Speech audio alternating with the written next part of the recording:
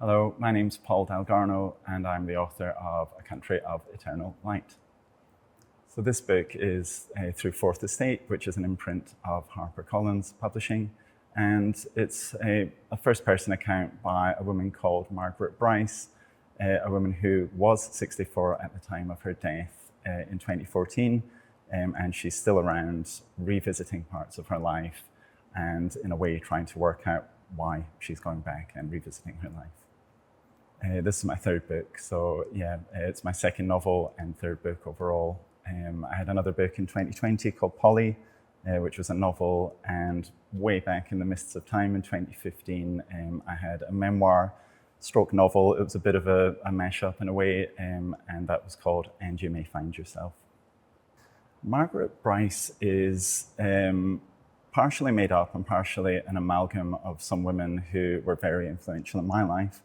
One of which was my paternal grandmother, who was an autodidact. She worked in the fish yards until she had triplets and my dad, so she had 4 children, all under 18 months old, to look after when she was extremely poor as well.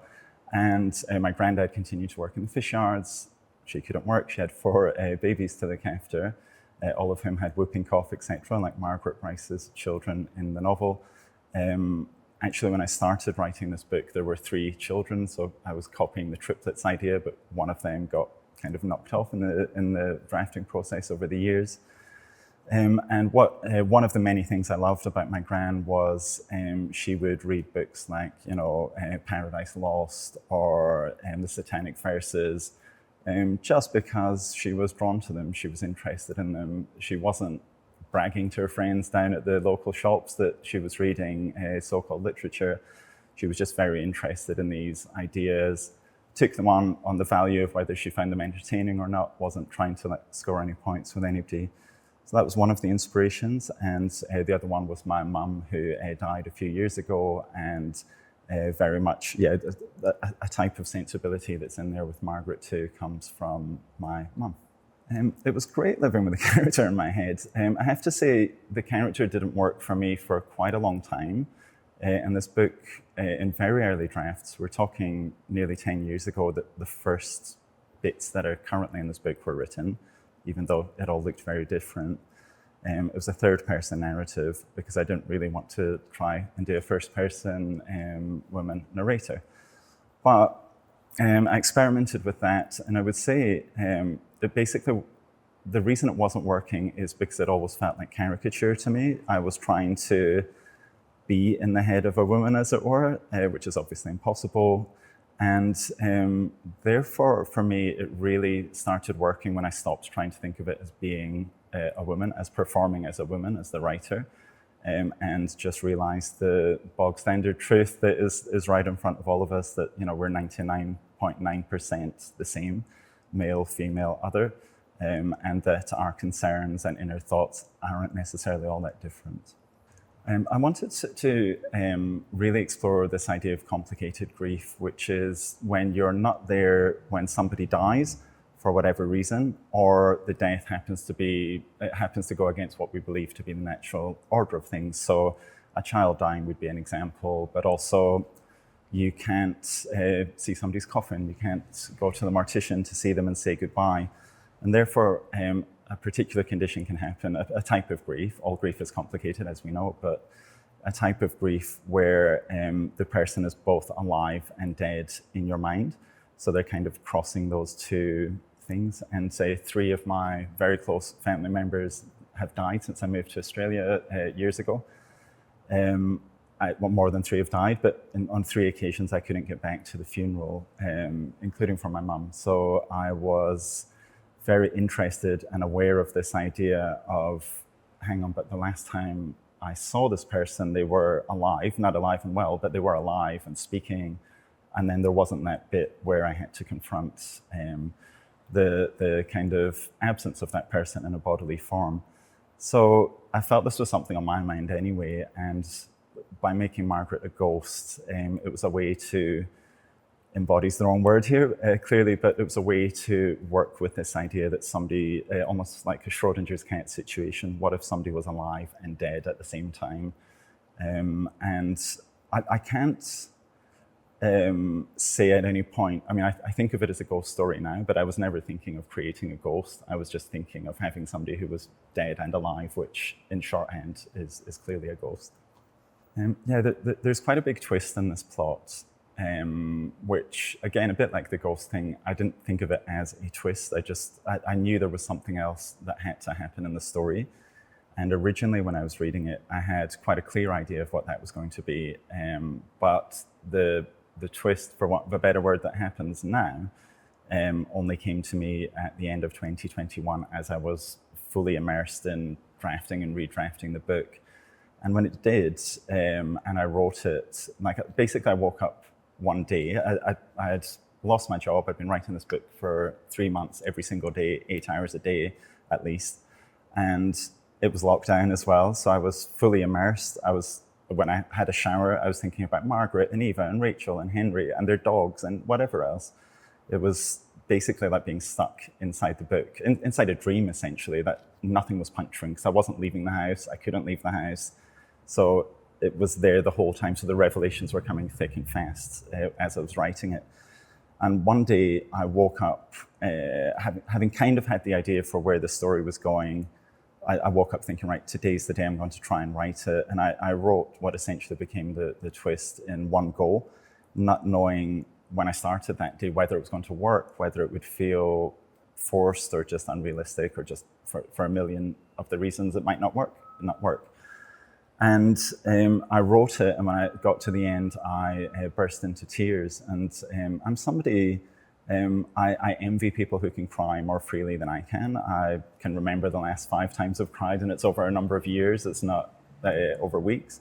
And I say that with a sense of frustration. I'd love to cry a lot more than I do. So the fact that I burst into tears, for me, was a good sign that, well, this was emotionally resonant, at least with me. And once that was kind of done and I got to the end of the book, rather than taking some time off, as some writing guides will tell you to do, the very next day, I was straight back to the beginning of the book. I went through the whole thing again. When I got to that point, I burst into tears again. And then I went back to the start of the book a third time for my final pass through. And that time again, not actually at that point, but a few pages later, I started crying again.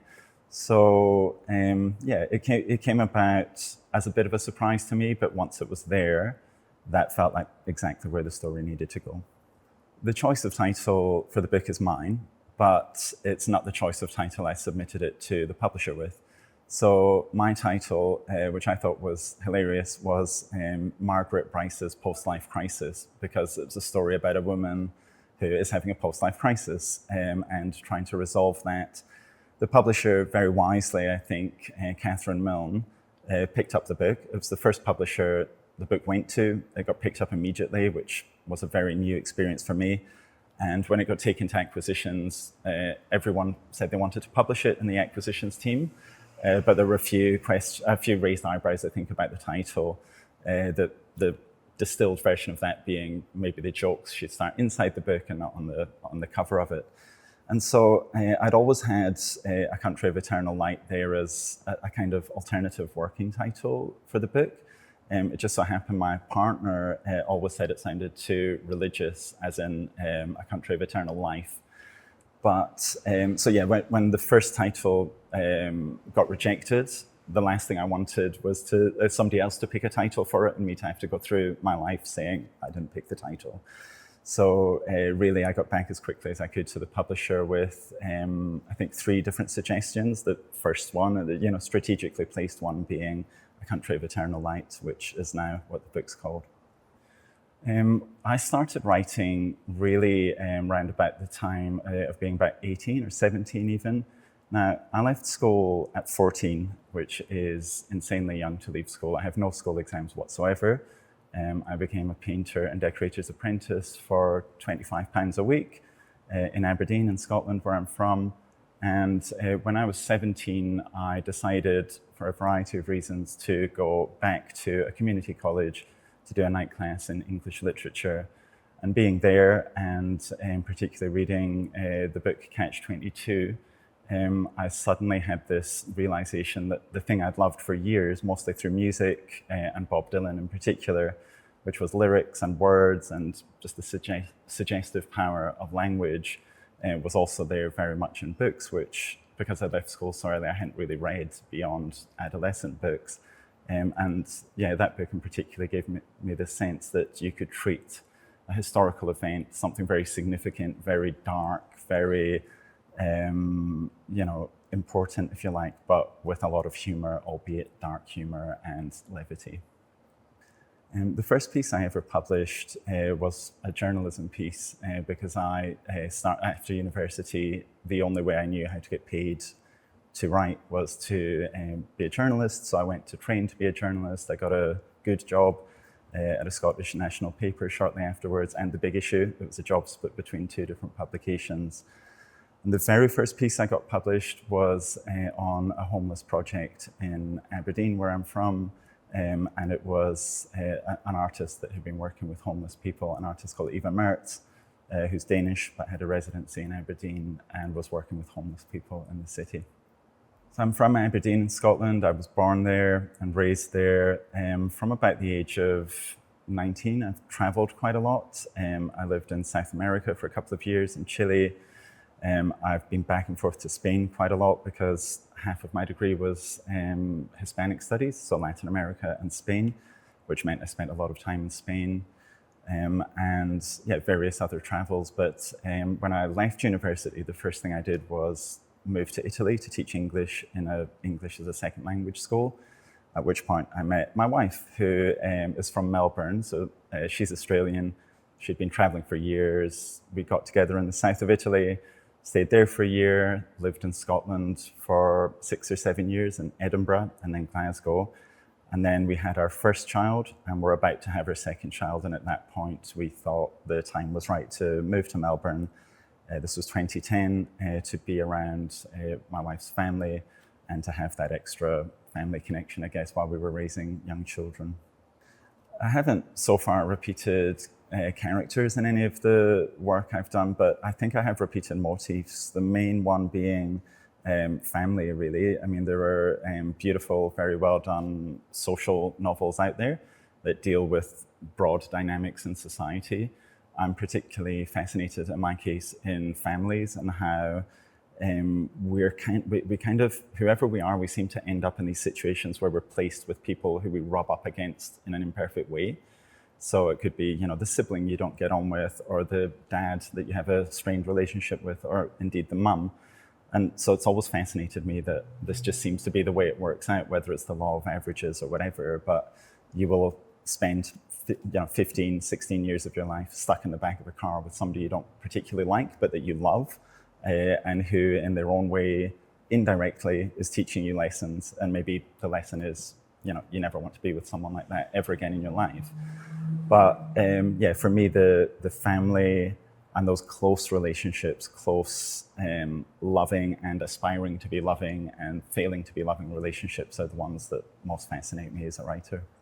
I read all the time. As I said before, I did a joint honours degree between English literature and Hispanic studies, which was largely Latin American literature and literature from Spain. And remember, this is coming from a starting point where I left school at 14 and had literally not read any books till I got to 17, 18.